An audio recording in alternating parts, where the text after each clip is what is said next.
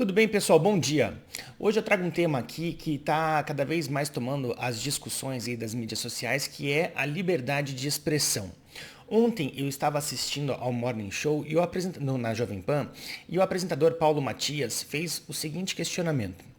Por que no Brasil é permitido você falar livremente do comunismo, que você não vai ser censurado, você não vai ser desmonetizado, você pode falar assim sem nenhuma preocupação a respeito desse regime que é totalmente antidemocrático, inclusive já matou mais de 100 milhões de pessoas, mas você não pode, por exemplo, falar sobre a volta da ditadura militar. Ele deixou claro que ele é contra ambos. Não está fazendo a defesa. O questionamento aqui, a gente tem que ter o discernimento também do que é o contexto da fala. Se ele é contra os dois, mas o questionamento é por que pode falar sobre comunismo? Inclusive no Brasil nós temos até um partido comunista e você não pode falar sobre um anseio de fechar o STF ou de fechar ou de pedir a volta da ditadura militar. Eu aqui também deixo claro, acho que é importante, né? Sou totalmente contra a volta da ditadura militar, o fechamento de qualquer instituição democrática e também sou totalmente contra ao comunismo. Mas eu fiquei pensando, por que existe essa distinção então entre um pode e o outro não pode?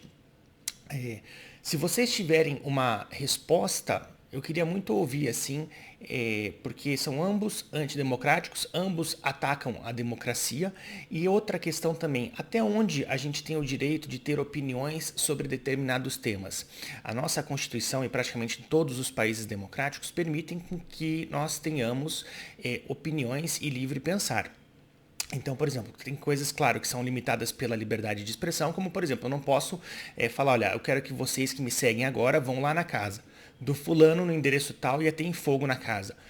Isso daí não é liberdade de expressão. Isso daí é claro que... Ou não posso, por exemplo, existe o crime de injúria e de difamação. Olha, eu acusar alguém de pedofilia, de corrupção, de alguma coisa, sem provar ou ser realmente uma calúnia. Então eu vou ter que responder por essas coisas. Agora, por opiniões que eu venho a ter, é justo que se puna ou que se cerceie ou que se censure opiniões? Eu trago aqui o canal da Bárbara, que foi também censurado por um inquérito, mais um ataque à liberdade de expressão. Ela fala sobre política com muito humor, muito inteligente ela, assim, tem um talento enorme, inclusive é admirada por Alexandre Garcia, jornalista e com mais de 5 décadas de trabalho, tem 1.300.000 inscritos e foi aqui, na verdade, o vídeo que ela falou sobre o Alexandre de Moraes, ministro do STF, que acho que pegou. Aqui só para você ter uma palhinha do estilo dela, é muito engraçado, assim, muito inteligente. Juntá-las, ao compará-las, traz um cenário, na minha opinião, muito diferente de um Estado democrático de direito. E daí ela foi, inclusive, ontem, deixa eu voltar aqui para mim, ela foi nos Pingos nos Is, na Jovem Pan, a Ana Paula Henkel, ex-jogadora de vôlei, que hoje é uma excelente comentarista, ofereceu o seu canal. Então, e na verdade ali ela não cometeu nenhuma fake news. Outra questão também que pega sobre a liberdade de expressão. Fake news. A deputada Tabata Amaral recentemente falou numa entrevista que era contra a modernização do processo eleitoral com a adição do voto impresso auditável, porque isso seria um absurdo. Nesse Brasilzão aí, como ela disse, a pessoa levaria o comprovante para casa e isso serviria de cabresto. Porque, por exemplo, o traficante que mandou a pessoa votar em fulano teria ali a prova se a pessoa votou ou não. E isso é uma baita de uma fake news também, porque é sabido que a proposta não é isso. O voto, e também tem pessoas que falam que seria a cédula, você votaria com caneta. E a proposta, independente se você é a favor ou contra, não é essa. A gente tem que tratar com o que era. A proposta é que o voto permanece sendo eletrônico, você vai votar igual você sempre fez, porém haveria uma nova etapa de segurança e transparência que o voto sairia impresso aquele que você computou na urna, e teria a garantia de que o número que você computou foi o número que foi impresso, e esse voto e esse comprovante, sem que você tenha nenhum contato com ele, cairia em uma urna para uma possível auditoria futura. Então, você pode ser a favor ou você pode ser contra, mas a gente tem que tratar com as coisas do jeito que elas realmente são. Mas ainda assim que ela tenha se confundido ou que ela espalhe fake news, você pode punir uma pessoa por nesse caso, ou, e pior ainda, o que isso abre margem? Para você começar a punir determinados grupos e outros não. A mesma questão aí da ditadura, dos dois extremos, né, da ditadura militar e do comunismo. Crimes de opinião, por exemplo. Um pastor tem o direito de falar que, segundo a fé dele, ele é contrário ao casamento entre dois homens ou duas mulheres, religioso, porque existe a parte religiosa e existe a parte civil. Civil, as pessoas têm união estável, têm casamento, tem tudo. E eu apoio isso. Mas na parte religiosa, ele tem o direito de professar essa fé porque, segundo ele, está na Bíblia ali e tal. Ou ainda, a pessoa tem o direito de, que é mais grave ainda, criticar ministros do STF, por exemplo, Alexandre de Moraes ou Luiz Roberto Barroso. Isso não significa pedir o fechamento ou criticar a instituição STF, Supremo Tribunal Federal. Isso significa criticar o indivíduo que está ocupando aquela cadeira.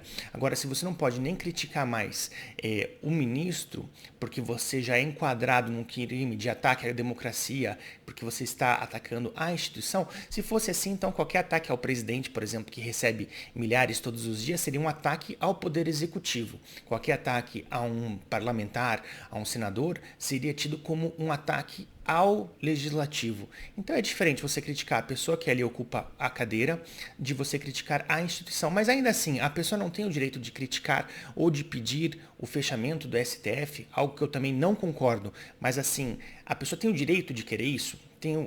Essa é a discussão que eu proponho aqui. Eu queria até que vocês colocassem nos comentários para a gente aqui enriquecer o debate.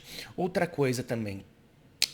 A censura, ela não vem, tem a censura do Estado, né? Mas tem a censura também das grandes mídias aí, dos oligopólios, como YouTube, Google, Facebook. Porque, por exemplo, tem palavras aqui nesse vídeo que eu não posso falar, como um remédio determinado, como uma palavra de tudo isso. Eu tenho que falar crise sanitária, eu tenho que substituir por aquilo que aconteceu, que está acontecendo. Até que ponto a gente pode questionar uma picadinha também, acho que não posso falar essa palavra. Você veja, olha, eu não posso falar livremente aqui tudo que eu quero, nem para explicar uma situação. Então, por exemplo, aquela picadinha no braço, você pode questionar a eficácia dela, ou o direito, se você tem o direito de tomar ou não tomar, ou se você é obrigado a tomar. Aqui eu não estou fazendo nenhuma defesa para lá ou para cá, estou questionando assim até onde você pode ter as suas opiniões e contestar certas coisas. Você pode questionar o processo eleitoral, ou não, você pode, sabe, começa aquela velha história do sapo, né, que vai esquentando a água, quando percebe a água já ferveu, ele morre, mas ele não percebeu porque a água foi esquentando devagarinho. Então, vão tirando ali certas liberdades constitucionais e, de repente, quando você vê, você tá ali, olha, poxa, você de um lado não pode falar porque tem a parte judicial que te cancela. As mídias sociais também tem um monte de coisa que você não pode falar, senão você é desmonetizado, você é censurado, você perde o canal. Daí do outro lado tem a cultura do cancelamento, que se você tiver certas opiniões ou falar alguma coisa, vai vir uma turba virtual para te cancelar. E as empresas daí se curvam a tudo isso. Então, tem a questão do politicamente correto e tudo. Para resumir aqui, então, acho que o cerne desse vídeo as pessoas têm o direito de terem opiniões contrárias às suas, ou que você, claro, nesse sentido dessas opiniões mais polêmicas que eu falei, ou não, você acha que deve ser limitado. Olha, a pessoa pode ter opinião até certas coisas, mas tem opiniões que são crimes e que devem ser censuradas, cortadas. Eu, por exemplo, penso que o pensar, a opinião, você tem que ser livre. Porque daqui a pouco, vamos supor, se eu não usar um pronome neutro, algo que não existe na língua portuguesa, eu também vou ser punido e censurado, então eu vou ser obrigado a falar. O Dr. Jordan Peterson, ele ficou famoso, canadense, um tanto por uma entrevista com a Cathy Newman da BBC, mas muito também porque ele se recusou. O governo canadense estava prestes a obrigar as pessoas a utilizarem pronomes, e não são só ele, sei lá, mas um monte de pronomes ali, e reconhecer que existem mais de 70 gêneros, e agora já são mais de cento e tantos. Por exemplo, agora virou crime de ódio eu falar, eu acredito que existem apenas gênero masculino e feminino. Do jeito que está caminhando, eu receio que futuramente isso possa ser tipificado como crime também, como transfobia. Transfobia, para mim, é você não aceitar uma pessoa trans, você não receber ela na sua casa, você não dar um emprego, você no restaurante chegou alguém, você sai. Tudo isso, claro, você tem que, e eu ainda pela fé cristã, você tem que amar todos os indivíduos de todas as maneiras, independente de quem sejam. E todos merecem respeito, mesmos direitos, tudo, e sofrem discriminação, e a gente tem que ajudar, tem que amparar, tem que acolher todo esse pessoal, esses grupos de minoria. A questão é, se você não usar uma determinada nomenclatura, a cantore Demi Lovato, ele ou elo fez, sabe, umas coisas assim que para mim não faz sentido e que de repente pode virar a norma e você vai ser obrigado a se enquadrar a essa norma muitas vezes com coisas que você não concorda. Por exemplo, eu não concordo que existam 150 gêneros. Isso me faz uma pessoa transfóbica? Eu não concordo que, por exemplo, agora existe transetário, para você ter uma ideia. A pessoa tinha 56 anos e largou a família para começar uma nova vida como uma menina de 6 anos. Ou o outro na Holanda estava lutando judicialmente porque ele tinha 69 anos e queria se sentia como 46 anos. Então ele ia lutar judicialmente para ser reconhecido, para conseguir melhores empregos, para ter namoradas no Tinder, um monte de coisa para que o documento dele dissesse que ele tem 46 anos. Então, você veja, aonde vai parar tudo isso? Por isso que eu trago esse vídeo questionando assim realmente, porque eu acho que a gente tem que lutar pela nossa liberdade de expressão. Eu não sou a favor aqui de discriminação, de crime de ódio, nada, mas eu sou a favor que as pessoas tenham as suas opiniões, ainda que sejam idiotas, estúpidas. Quem sou eu ou quem é o tribunal que vai dizer quais opiniões as pessoas podem ter e quais opiniões as pessoas não podem ter?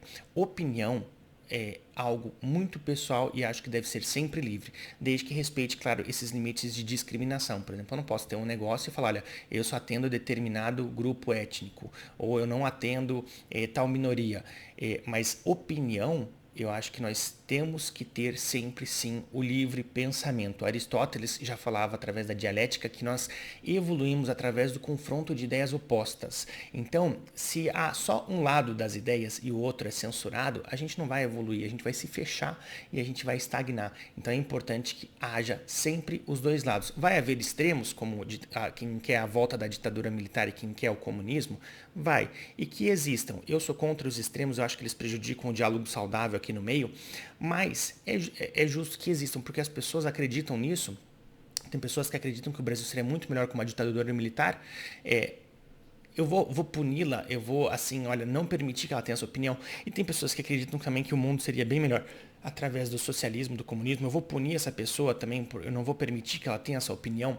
Então é essa a discussão que eu trago. Eu queria muito ouvir vocês aí nos comentários, o que vocês acham, porque eu sinto que a nossa liberdade de expressão está sendo cada vez mais cerceada e isso é muito grave, até de um ponto de vista de democracia. Tá bom? Se você gostou, peço que você deixe o seu like, compartilhe esse vídeo aí para saber mais opiniões, se inscreva no canal e se quiser saber mais sobre mim e sobre o meu trabalho, é só você acessar paulomachado.com. Um abraço e até a próxima.